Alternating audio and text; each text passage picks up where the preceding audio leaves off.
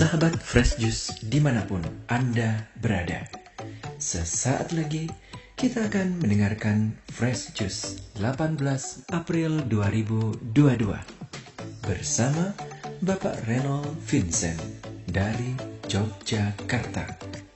Selamat mendengarkan.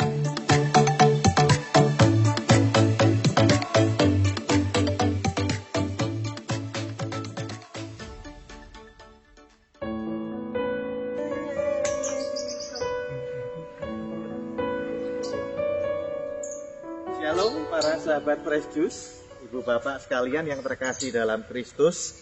Selamat Paskah dan berkah dalam. Kembali saya Renold Vincent dari Yogyakarta, dari Paroki Keluarga Kudus Banteng, mengudara menemani Anda sekalian untuk merenungkan bacaan Injil pada hari ini. Hari ini istimewa, ada tamu kecil ini, anabul saya, ya namanya Ciko, baru umur 8 bulan ya. Ya, main sana saya.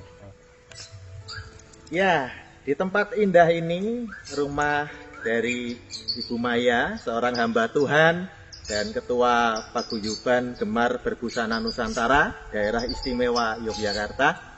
Kita akan merenungkan bacaan Injil yang sangat memberkati, yang akan dibawakan oleh mama saya. Pembacaan dari Injil Matius bab 28 ayat 8 sampai dengan 15. Mereka segera pergi dari kubur itu dengan takut dan dengan sukacita yang besar, dan berlari cepat-cepat untuk memberitahukannya kepada murid-murid Yesus. Tiba-tiba Yesus berjumpa dengan mereka dan berkata, "Salam bagimu." Mereka mendekatinya dan memeluk kakinya serta menyembahnya. Maka kata Yesus kepada mereka, "Jangan takut. Pergi dan katakanlah kepada saudara-saudaraku supaya mereka pergi ke Galilea, dan di sanalah mereka akan melihat aku." Ketika mereka di tengah jalan, datanglah beberapa orang dari penjaga itu ke kota dan memberitahukan segala yang terjadi itu kepada imam-imam kepala. Dan sesudah berunding dengan tua-tua, mereka mengambil keputusan, lalu memberikan sejumlah besar uang kepada serdadu-serdadu itu dan berkata, "Kamu harus mengatakan bahwa murid-muridnya datang malam-malam dan mencurinya ketika kamu sedang tidur. Dan apabila hal ini kedengaran oleh wali negeri, kami akan berbicara dengan dia sehingga kamu tidak beroleh kesulitan apa-apa." Mereka menerima uang itu dan berbuat seperti yang dipesankan kepada mereka. Dan cerita ini tersiar di antara orang Yahudi sampai sekarang ini. Demikianlah Injil Tuhan. Terpujilah Kristus. Ya, makasih Ma. Ketika kita kangen sama seseorang, pastilah ada harapan untuk bertemu dengannya.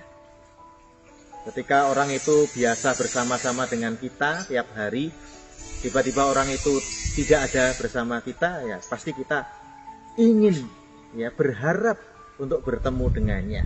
Sama dengan para murid, ketika Yesus wafat dikubur, ya selama 3 hari, di hari ketiga bangkit. Sebelum Yesus bangkit, mereka itu merasa gelisah, merasa takut, ya dan merasa rindu, ada harapan untuk bertemu Yesus lagi. Makanya mereka ke kuburan Yesus untuk tadinya maunya berziarah, tapi tiba-tiba Yesus menampakkan diri pada mereka dengan mengatakan, "Salam bagimu." Itulah shalom. Ya, shalom aleichem. Itulah salam damai sejahtera.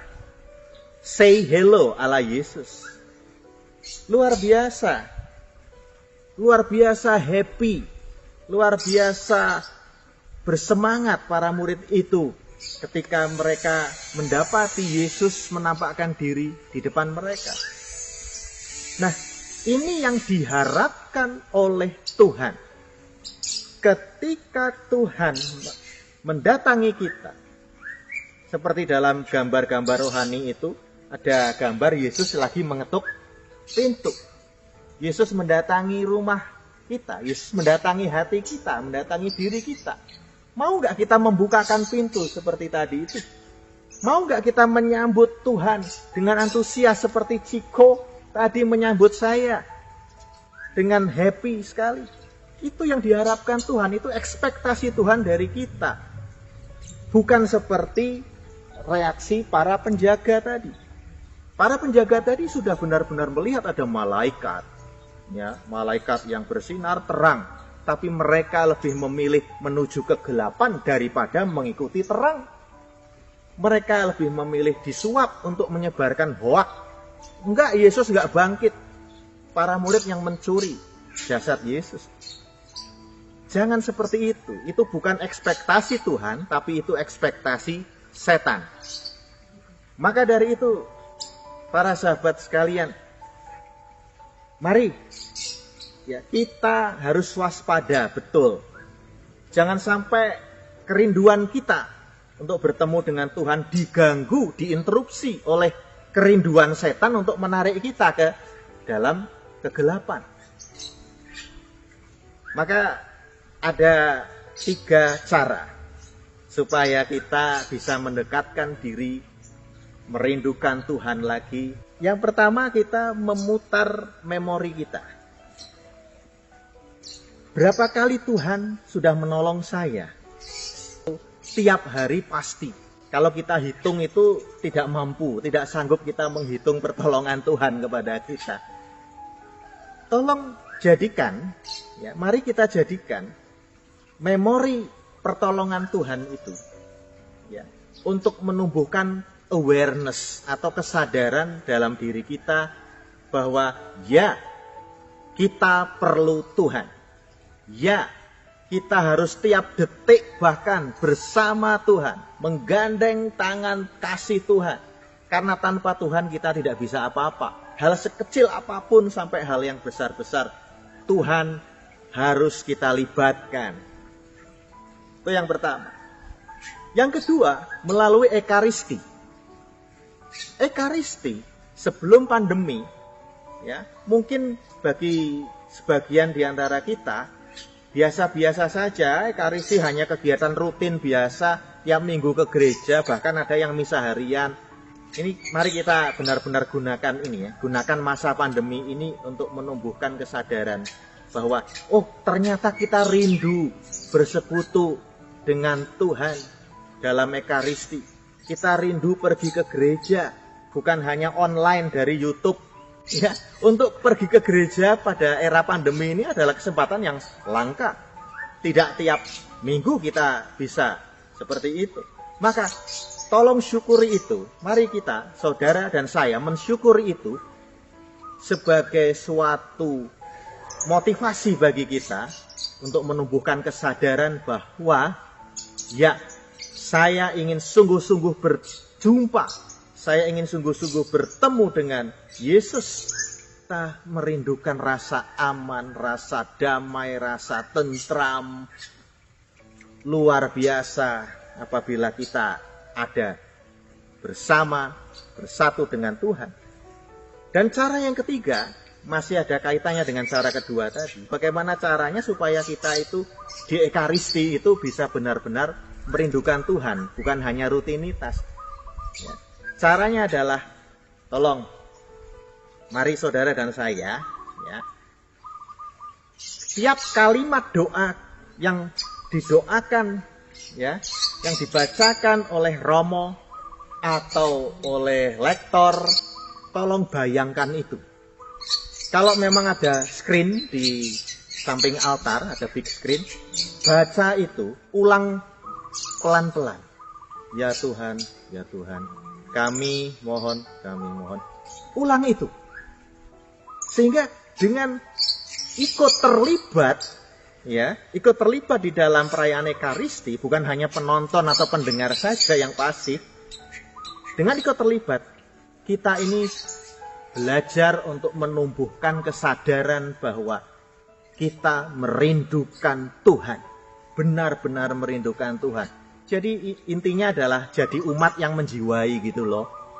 Yang saya katakan tadi adalah intinya seringkali kita lebih ingin ya terlibat dengan setan daripada terlibat dengan Tuhan dalam perayaan Ekaristi.